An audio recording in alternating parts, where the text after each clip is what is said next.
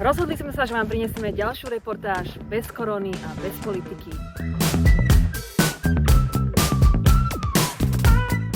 A tak sa nachádzame uprostred Negevskej púšte v južnom Izraeli. Kde presne sa nachádzame? V srdci najväčšieho erózneho krátera na svete, Machteš Ramon.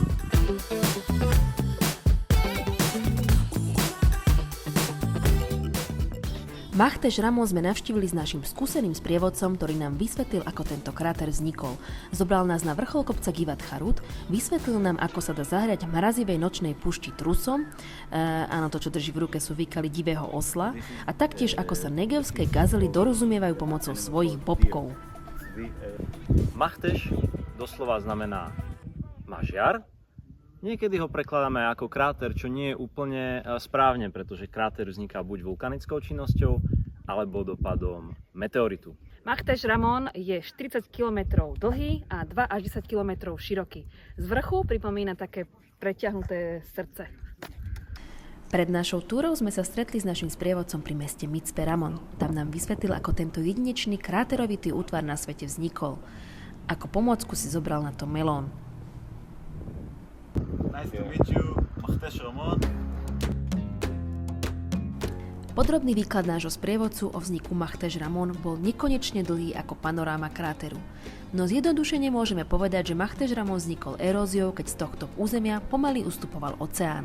Celé okolie v rámci kráteru tvorí najväčší národný park v Izraeli a vstup do neho je zadarmo. Našu minitúru v srdci najväčšieho erózneho krátera sme začali neďaleko kopca s názvom Givat Harut.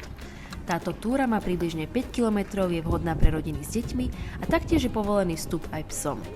Miesto sa odporúča navštíviť mimo letných mesiacov, najlepšie od októbra do apríla. Yeah, so you walk here and everything is like white and the smell is very sweet in the air. Really like March or March, April. Around the Pesach is the best time to come.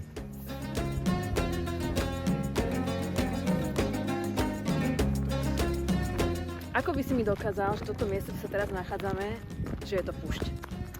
je tu veľa piesku. Piesok máš ale aj na pláži.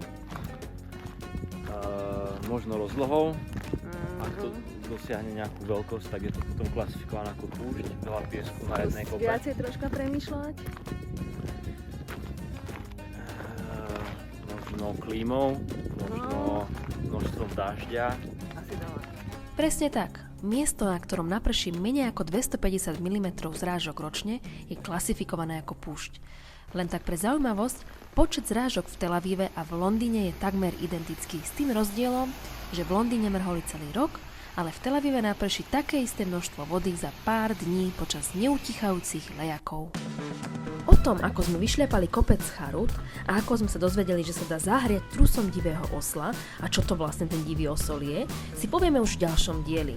Aby vám diel neušiel do virtuálneho zabudnutia, nezabudnite dať subscribe, like či follow. Ďalší výklad o výkaloch. Dobre, máme nejaký takalista.